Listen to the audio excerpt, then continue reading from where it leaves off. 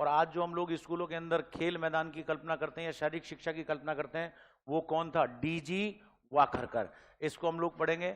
और इसकी एक किताब थी जो सबसे पहले हिंदुस्तान में मराठी भाषा में लिखी गई, उस किताब ने इतिहास रच दिए थे। लेकिन उससे पहले अपन लोग थोड़ा सा जल्दी जल्दी जेम्स नेस्मिथ को अपन पढ़ चुके हैं, गट्समत्स को बहुत विस्तृत रूप से पढ़ चुके हैं।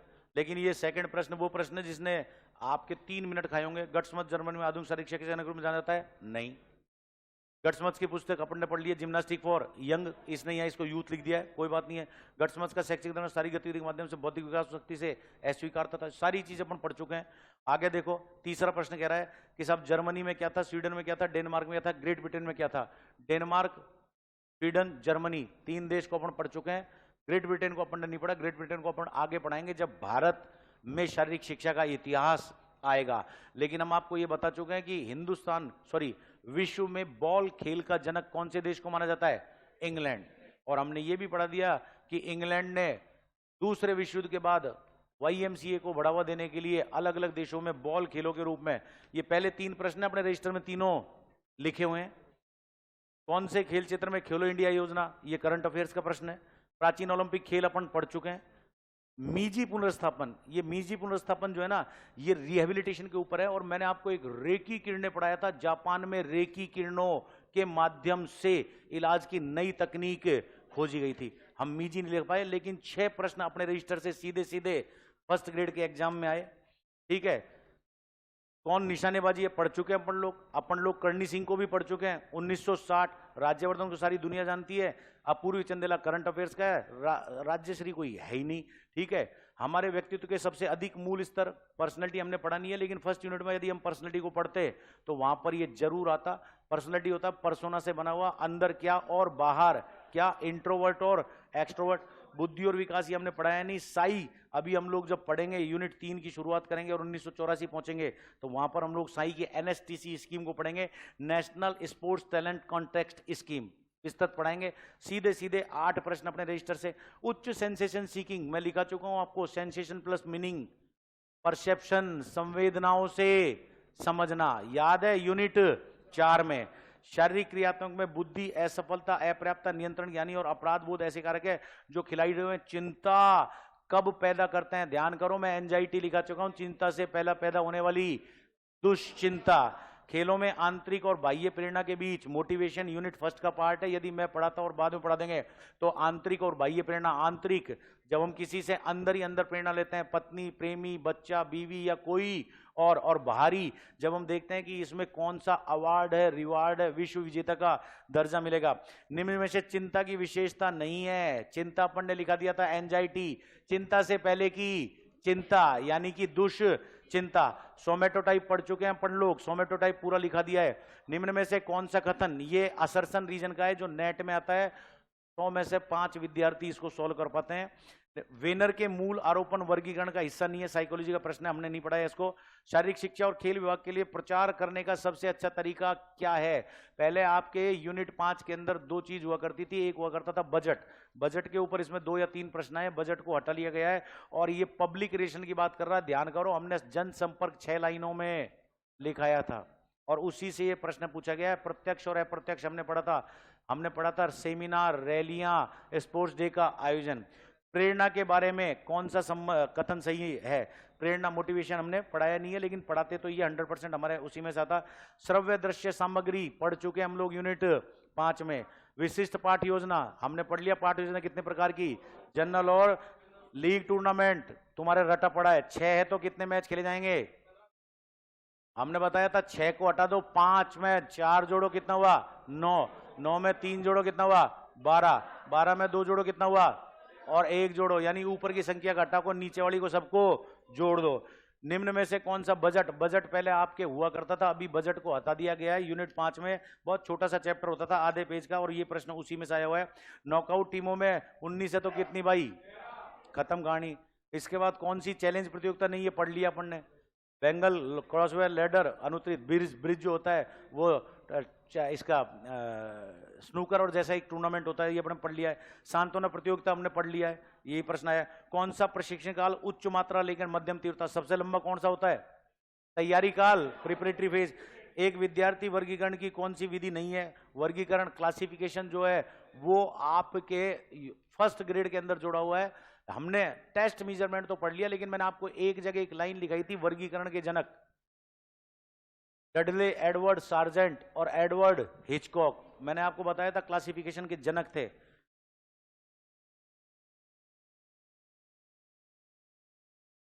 निम्न में से कौन सा सही है? मेसो, माइक्रो और ट्रांजिशन पीरियड सारा हमने पढ़ा हुआ है, सब अपने रजिस्टर में लिखा हुआ है। खेल प्रशिक्षण में भार प्रशिक्षण, वेट ट्रेनिंग किसके लिए होता है? अपन ने पढ़ लिया था लीनियर और स्टेप, ये उसी के बारे में कह रहा है। रैखिक विधि और चरण विधि अंग्रेजी पढ़ लो, लीनियर और स्टेप, इसलिए हिंदी के साथ किसको पढ़ना जरूरी है? अब रैखिक और चरण से नहीं आएगा, लेकिन अपन दोनों विधि पढ़ चुके हैं, लीनियर और स्टेप। हमने कौन सी विधि बेस्ट बताई थी? पक्का? खेल प्रशिक्षण सत्रों की संरचना का उद्देश्य हमने पढ़ लिया था, स्पोर्ट्स ट्रेनिंग के ऑब्जेक्टिव्स के अंदर से प्रश्न आया है।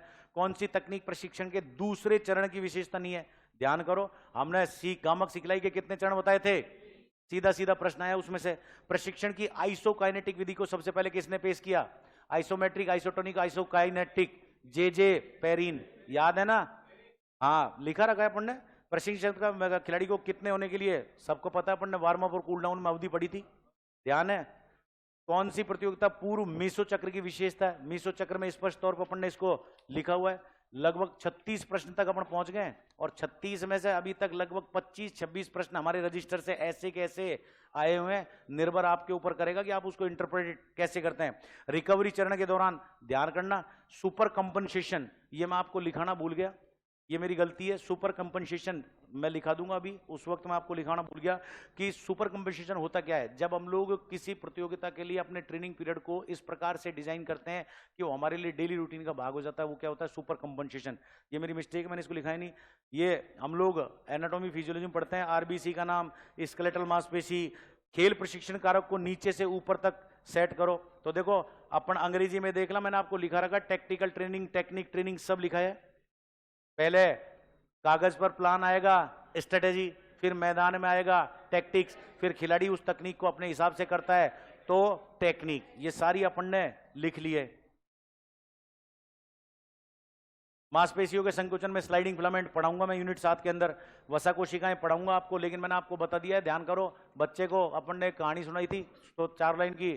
सर्दी क्या कहती है बच्चे को? मैं लगू नहीं जवान मेरा, और बूढ़े को छोड़ू नहीं ओढ़े जो दो रजाई। तो ये सारा आपको वहां पर पढ़ाएंगे। निम्न में से कौन समस्थिति विनियम तंत्र से प्रभावित होता है? होम्योस्टेसिस मैं आपको बता चुका हूं और लिखाऊंगा भी जब यूनिट 7 आएगी। शरीर का सामान्य स्तर पर बना रहना क्या कहलाता है? होम्योस्टेसिस। कौन सा मानव मस्तिष्क अभी पढ़ लेंगे, एटीपी, ये सब आता है। प्रशिक्षण के दौरान उच्च तीव्रता व्यायाम और मांसपेशियों के दौरान एथलीट को सबसे प्रभावी पोषण पूरक कारण कौन सा है? हमने पढ़ लिया था, इसके अंदर प्रोटीन एनर्जी का स्रोत नहीं होता। कैल्शियम, विटामिन, कैल्शियम हड्डियों को बढ़ाता है, विटामिन जो है वो आपकी सूक्ष्म गतिविधियों में शामिल होता है। क्रिएटिन नाम का एक तत्व होता है जो ग्लूकोज से रिलेटेड होता है और प्रोटीन का एसेंशियल पार्ट होता है। ये मसल मैकेनिज्म के अंदर काम आता है। पूरे एनाटॉमी फिजियोलॉजी का एक भी प्रश्न बाहर नहीं है जिसको हम लोग यहां पर देख रहे हैं। देखो एरिथ्रोपोटिन के बारे में अपन पढ़ चुके हैं, मैंने कई बार आपको बता दिया था। एरिथ्रोपोटिन हार्मोन और एंडोर्फिन के बारे में, गुर्दे द्वारा उत्पादित होता है। एक बार मैंने आपको बताया था, तुरंत मैसेज देता है कि भैया यहां पर संकट है, और कौन सा हार्मोन रिलीज कराता है? लड़ो। और कौन सा? एड्रेनलिन। ये एर्गोमीटर बाइसाइकिल, ध्यान करो, मैंने आपको लिखा दिया है यूनिट 1 के अंदर। एर्गोमीटर बाइसाइकिल, ध्यान है? एर्गोमीटर बाइसाइकिल फेफड़ों की क्षमताओं को मापने के लिए। टाइप 2 मधुमेह भी हम लोग पढ़ाएंगे। ये पूरा एनाटॉमी फिजियोलॉजी का एक भी प्रश्न अपन से बाहर नहीं जा रहा। अष्टांग योग के कई बार मैं बता चुका हूं। कैंपिंग हम लोग यूनिट 8 में पढ़ेंगे। ऑलमोस्ट आप ये मान के चलो कि 42-43 प्रश्न तो सीधे सीधे हमारे आए हुए हैं, और लगभग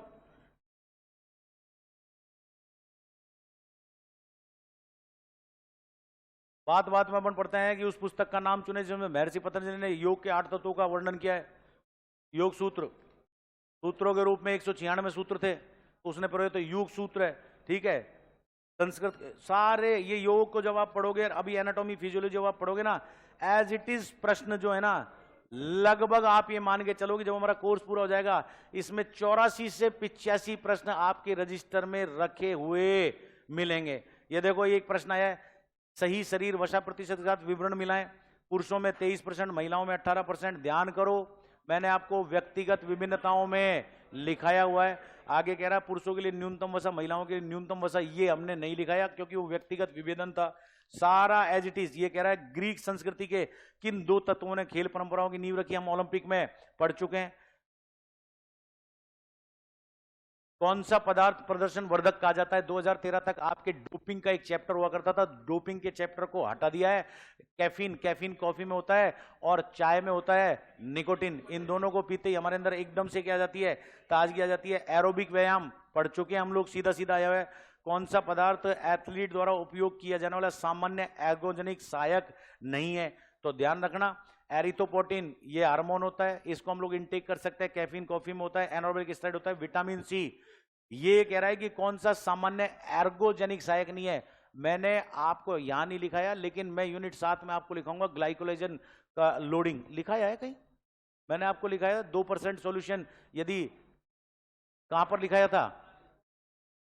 लिखाया है भाई, लिखाया है, मैंने आपको लिखाया 800 मीटर तक की दौड़ से पहले यदि खाने का सोडा ले लिया जाए, ध्यान है? वहीं पर मैंने आपको लिखाया था नींबू में होता है सिट्रिक एसिड, इसलिए कई जगह गांवों में क्या ले लेते थे? Citric acid. कहां पर लिखा है? मैं भूल रहा हूं इसको, स्पोर्ट्स ट्रेनिंग में लिखा चुके हैं। टोक्यो ओलंपिक में भारत की कौन सी महिला ने पदक जीता? अपन पढ़ चुके हैं आराम से। कौन सा साल हुआ टोक्यो ओलंपिक? 2020। आयोजन हुआ 2021, लेकिन आईओसी क्या मानती है? 2020। ठीक है। नीलिमा घोष के बारे में लिखा चुका हूं, मैरी डिसूजा के बारे में बता चुका हूं। मैरी डिसूजा के बारे में आपको बताया कि नहीं बताया मैंने? मैरी डिसूजा भारत की पहली ऐसी एथलीट थी जिसने लगातार 2 ओलंपिक्स में भारत को रिप्रेजेंट किया था। नीलिमा घोष तो मैं आपको बता चुका हूं। ठीक है। कर्णम मल्लेश्वरी अपन पढ़ चुके हैं 2000 के ओलंपिक में।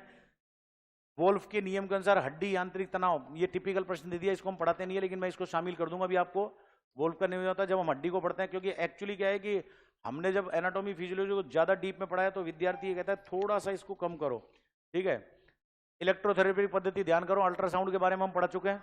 इसमें किन्सियोलॉजी में कौन सा फ्रैक्चर जो है कोण या दिशा में परिभाषित किया जाता है जिसमें हड्डी टूटती है? हमने 9 प्रकार के फ्रैक्चर पढ़ लिए थे। कौन सा अभिप्रेक होम्योस्टेटिस की स्थिति को बनाए रखता है? पढ़ चुके हम लोग। प्राचीन ओलंपिक खेलों के बारे में विस्तृत रूप से पढ़ चुके हैं। चयापचय पद्धति में आपको कई बार बता चुका हूं। मेटाबॉलिज्म, एनाबॉलिज्म और कैटाबॉलिज्म ये भी अपन लोग पढ़ेंगे। पुरुषों की वॉलीबॉल ये खेल अपन पढ़ाते नहीं है, लेकिन एथलेटिक्स में आ गया होगा। कौन सा 10,000 मीटर के कह रहा है कि सब फैट या HT, ये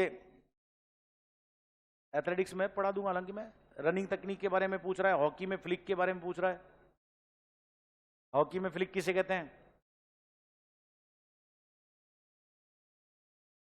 कौन कौन है हॉकी के खिलाड़ी? एक तो होता है जमीन से हवा में बॉल को उठाना, स्कूप, और एक होता है रनिंग बॉल में चलते हुए टच कर कर बॉल को रवाना करना, इसको कहते हैं फ्लिक। ठीक है। ये खेलों से रिलेटेड आ गए हैं। पेशेवर पुलिस ग्रैंड स्लैम में 8 या 10 प्रश्न पूछे हैं जो हमारी यूनिट 2 का भाग है। बताओ, 120 प्रश्नों तक हम लोग आ गए हैं और अपन ने ये भी पढ़ लिया 1896 में मैराथन दौड़ कहां पर हुई थी? पैनाथोनिक स्टेडियम हमने पढ़ा है। पैन प्लस एथेनिक, पैन का मतलब ओपन टू ऑल, एथेनिक का मतलब केवल एथेंस वासियों के लिए। 2021 में आईओसी ने CTS LTS फोर्टिस में क्या बदलाव किया? क्या लगाया था? Together, stronger together. ऊंट सफारी के लिए किस ऊंट का प्रयोग करते हैं? ये इसमें क्यों डाला? ये सेकंड पेपर में ऊंट सफारी कहां से आ गई? ठीक है। रिदमिक और एरोबिक जिम्नास्टिक पढ़ चुके हम लोग। जब ताल के साथ की जाती है तो एरोबिक्स। अंतर्राष्ट्रीय ओलंपिक समिति के पहले अध्यक्ष Charles Butcher, Jeff Williams, Harry Krobak की ये 4 परिभाषाएं की है, मैंने सारी आपको ट्रिक के माध्यम से लिखा रखी है, छोटी छोटी सी। अब 130 ये प्रश्न बताओ, 82-83 प्रश्न सीधे सीधे रजिस्टर से रखे हुए हैं। और क्या लोगे? बोलो, दे देंगे। लो नरेंद्र।